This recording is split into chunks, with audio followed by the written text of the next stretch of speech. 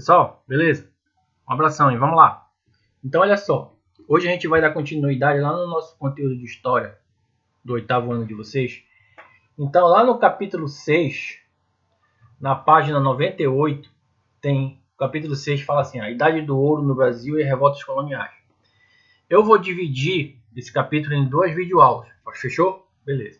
Então, a primeira está associada ao quê? A Idade do Ouro no Brasil. Eu achei esse slide aqui, consegui capturar, mexi nele e o título dele está com a Era do Ouro. Então, o que a gente tem que entender isso? Vamos fazer uma recapitulação para a gente não entrar assim de primeira nesse capítulo.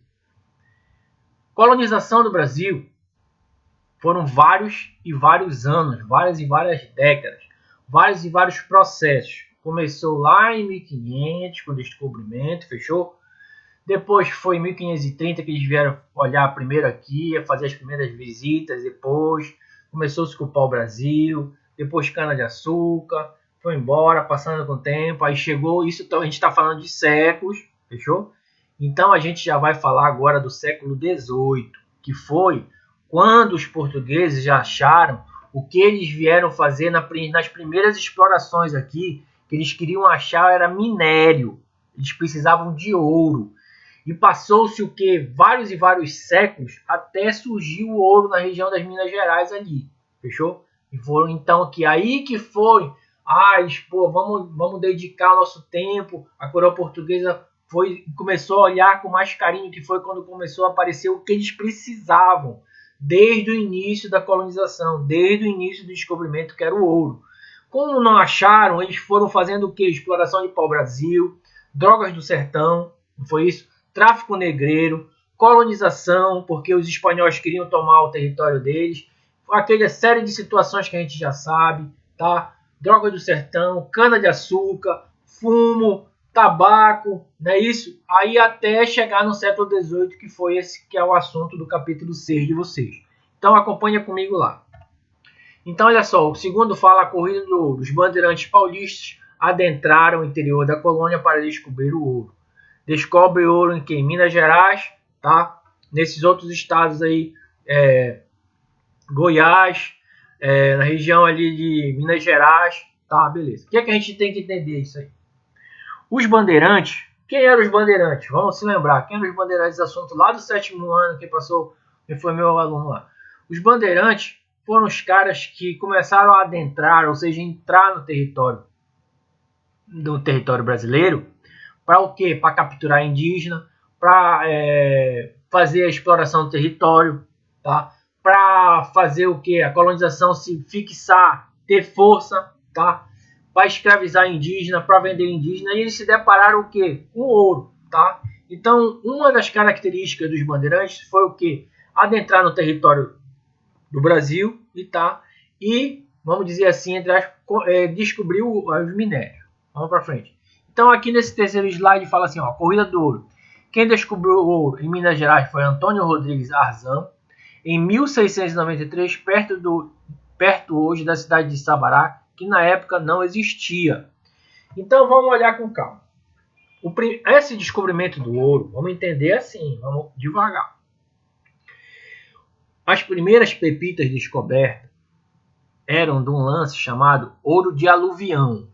O que seria isso aí, cara? Ouro de aluvião é o seguinte: era tanto ouro que tinha na região que esse ouro ficava depositado nas margens dos córregos, dos pequenos rios, em forma de pequenas pepitas, tá?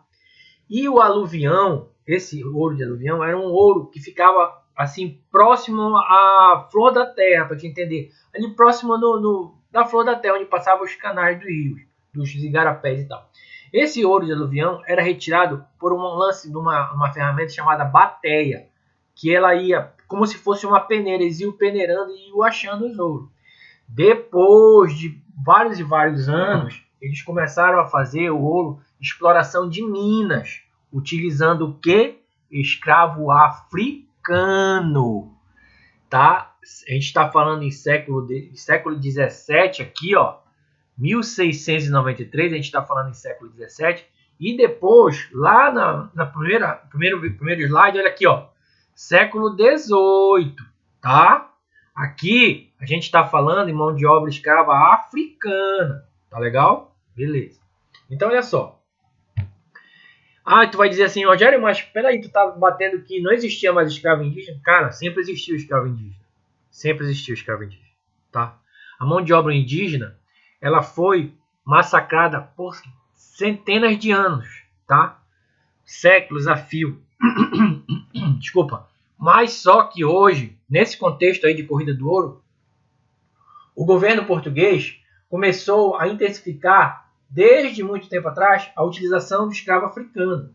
Te lembra que houve aquela questão dos jesuítas, de norte a sul do Brasil, várias questões de revoltas indígenas, tá? A mão de obra indígena nesse período aí já não era bastante vasta, não tinha grandes indígenas nesse período aí. Muitos já tinham, milhares já tinham sido mortos, tá? Tanto é que a associação que associa os bandeirantes a adentrar mais a fundo no território brasileiro para capturar indígena, tá?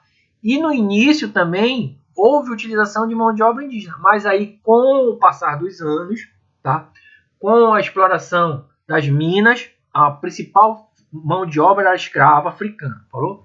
Então olha só, esse slide é muito legal porque ele faz assim, ó, o início, bem aqui, ó, ele diz assim, nem tudo que reluz é ouro, tá? Produção de ouro no Brasil em toneladas, quem não sabe, tonelada é 1000 quilos, fechou? Então em 1701 a 1710, 6 toneladas. 1711 a 1720, 13 toneladas, 13 mil quilos de ouro. Bem aqui já, 1741 a 1750, que foi a maior quantidade, 29 toneladas. E já finalizando aqui no início do século XIX, 1791 a 1800, só 9 toneladas. Tu tá vendo que houve uma ascensão, tá? Ou seja, uma exploração. Houve depois um declínio, a escassez de ouro. E ao fundo tá aqui, ó, o Brasil mandando para Portugal, tá? Então vamos acompanhar aqui, ó, no século XVIII o Brasil se tornou o maior produtor de ouro, mas a exploração colonial era bárbara, apesar de tantas riquezas extraídas, continuávamos pobres. A medida máxima de extração de ouro ocorreu na metade do século, no final dele extraía-se 1/3 do que era conseguido no apogeu. Fechou? Beleza. Vamos lá. Guerra dos Emboabas. Paulistas vezes forasteiros. O que foi isso aí? Lá na região de Minas Gerais, ali perto de São Paulo, os paulistas visando só eles se darem bem porque eles estavam na região, começaram a entrar em conflito com os forasteiros, que eram pessoas que vinham de vários locais da colônia brasileira para explorar o ouro. A gente tem que entender o seguinte, galera, que nesse contexto aí de século XVIII já estava o quê? Bastante, seria o quê? 300 anos de domínio da colônia portuguesa. Muita gente já não estava legal, então ser toda hora colônia, só mandar. A gente vai ver que esse contexto aí do capítulo 6 está associado também a revoltas coloniais, que deixa eu falar para vocês um lance. Eu vou fazer um outro slide só sobre revoltas coloniais, para não ficar muito longo, falou? Então o que foi o Guerra dos Emboabas? Foi paulistas versus os forasteiros. Que eram os forasteiros? Pessoas que vinham de outras partes do Brasil para fazer a captação e exploração do ouro. Beleza? Aqui está aqui, ó, rivalidade mais terra sem lei, mais sede do ouro é igual a violência. Sinal que morreram muita gente nessa Guerra dos Emboabas. Guerra dos Emboabas, quem levou a melhor? Paulistas e Emboabas, quem passou a mandar na região? Vamos responder. Quem mandou a passar foi o governo português, que enviou tropas armadas até os dentes para fazer valer a lei do reino. A guerra serviu de pretexto para Portugal intervir e aumentar seu poder na região. Galera, presta atenção no lance. Vamos entender o que foi isso. Paulistas e Emboabas, tá? Eles começaram a entrar em conflito. Isso seria bom para a coroa portuguesa? Claro que não. Portugal só queria saber do ouro estar no colo do seu rei. E não queria ter com problemas aqui. O que ele fez? Mandou vir de lá centenas de soldados e mandou baixar o ferro, ou seja, mandar matar todo mundo lá. Houve o que? Um endurecimento da arrecadação de impostos e nem ficou com nem paulistas, nem com Emboabas. ficou o quê? A região ficou sob domínio exclusivo das tropas portuguesas. Fechou? Beleza. Vamos para frente. Aqui, muito legal esse slide aqui demonstra a sociedade mineira. Aqui tem 4 classes. No topo da pirâmide social, os ricos. Abaixo, as camadas médias. No terceiro lugar, estão os desclassificados. E embaixo, como sempre, os nossos amigos escravos. A gente está falando aqui em minério. Então, olha só, comerciantes e donos de minas. Esses caras aqui. Camadas médias, padres, garimpeiros, profissionais liberais, artesãos e vendedores. Desclassificados, sem nenhum ofício ou posição social definida. E embaixo, trabalhadores forçados que provinham da África, como eu falei lá no início, em sua grande maioria viviam pouco. Por quê, Rogério? Porque aí, nesse contexto aí, a gente já está falando de exploração de minério dentro das minas. Cara, imagina um lugar assim, ó, escuro, com pouco oxigênio, na maioria das vezes com água até os joelhos, tá? Tu fazendo o quê? Trabalhando 18 ou 19 horas a fio, aspirando os pós que emitiam de estar cavando, batendo lá, pouca luminosidade. A maioria das vezes os africanos, os escravos, viviam nu da cintura para cima, só com uma bermuda. Passavam dias a fios molhados. Um dos principais pontos era a pneumonia, que tirava a vida. O outro era quando eles cavavam, que não escoravam direito, ou seja, faziam a segurança das minas com tábuas, com escora. Eles eram enterrados vivos, beleza? O que acontecia? Mandava trazer mais gente, mais escravos.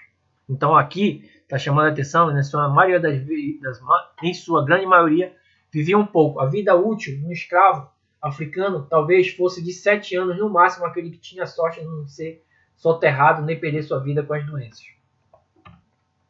Poder de Portugal. Criação. O que aconteceu nesse período aí? Criação da Intendência das Minas, criação das casas de fundição, implantação do quinto e de impostos absurdos. Vamos devagar. Intendência das Minas foi uma organização que foi criada para endurecer a fiscalização do ouro que era arrecadado. A gente tem que entender aí que nesse contexto, nem tudo aquilo que era arrecadado nas minas chegava a Portugal. Aconteciam que muitos desvios, ou seja, contrabando de ouro. Aí, como a gente não conseguiu levar todo o ouro, eles criavam as casas de fundição. O que seriam essas casas de fundição? Casas que eram portuguesas, que quando saía esse minério, essas casas de fundições ficavam ali próximo aonde estavam os grandes polos de arrecadação de minério. Essas casas de fundição, quem era um grande detentor de poder nesse período aí, que arrecadava seus quilos de ouro, teria que, por obrigação, levar o ouro às casas de fundições para derreter e pagar o quinto, que era o quinto era um dos órgãos, era um dos impostos desse período aí. A resposta da população: a população respondeu de várias maneiras. Revoltas, ou seja, esconder o ouro e contrabando.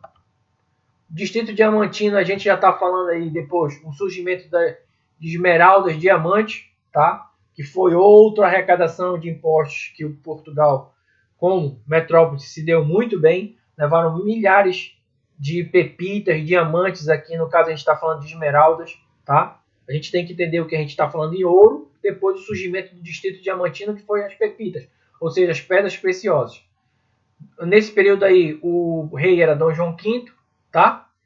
Colocou como governante e contratador que tinha poder absoluto no local, somente entrava e saía do distrito com autorização do governo, dividiu a terra em lotes e doou esses nobres a outras personalidades abastadas, separou para si um lote de terra que tinha uma enorme mina e expulsou os antigos moradores da região.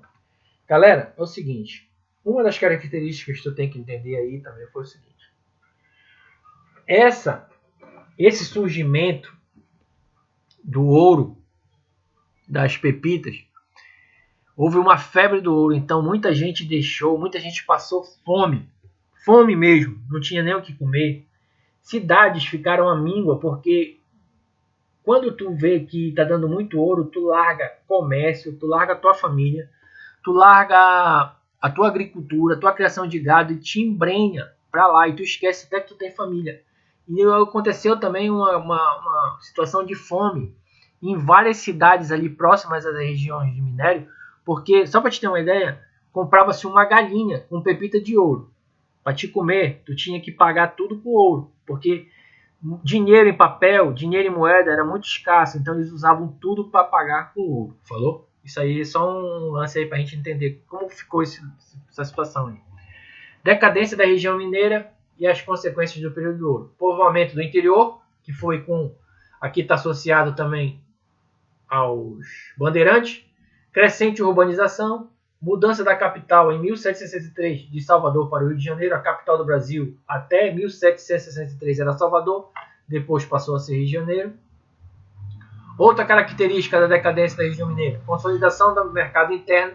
Do Nordeste, vinho, gado, couro, farinha de mandioca, tabaco e algodão. Do Sul, animais de tração e char. Da Amazônia, drogas do sertão. Do Rio de Janeiro, vinha artigos importados, escravo e cachaça. E de São Paulo e Minas, vinha gêneros alimentícios. Com o declínio, tá? A gente está falando em decadência, tá? Houve o que? Uma disseminação de várias outras práticas econômicas. Aqui a gente está falando em agricultura, tá? A gente está falando em pecuária, a gente está falando em pequenas roças, a gente está falando em cachaça, a gente está falando de artigos importados. Ou seja, quando houve uma diminuição, como lá naquele slide lá na frente que eu tinha mostrado, aquele índice que diminuiu, várias pessoas correram e deixaram as minas e foram resolver arrumar dinheiro em outras formas. Beleza?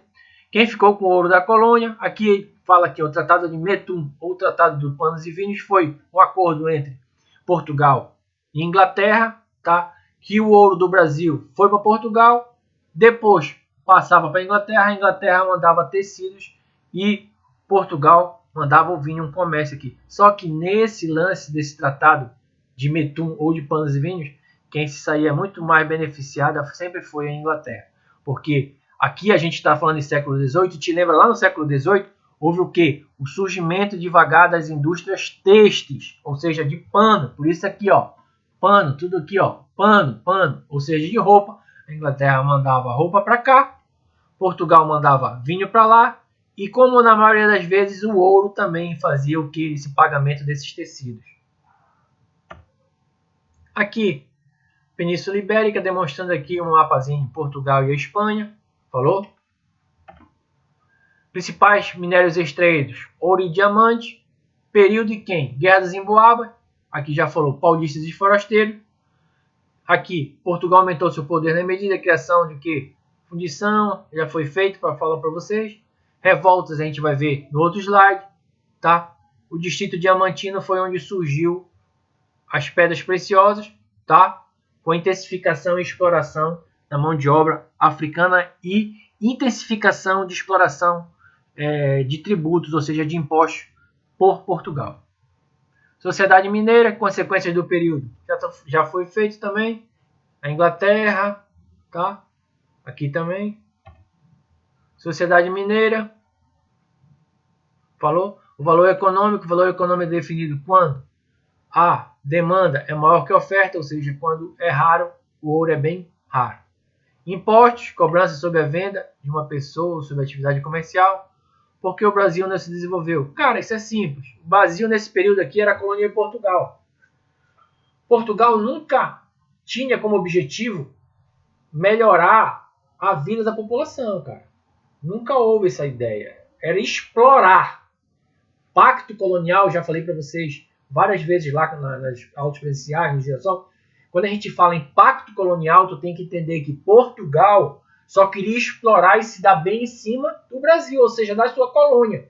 Ela não, Portugal, seja Dom João VI, seja Dom João V, seja quem estivesse no poder, nunca olhou para o Brasil, vamos ajudar os brasileiros, vamos ter pena, vamos melhorar a vida. Que não existia isso aí, galera. Falou? Então, beleza, meu amigo.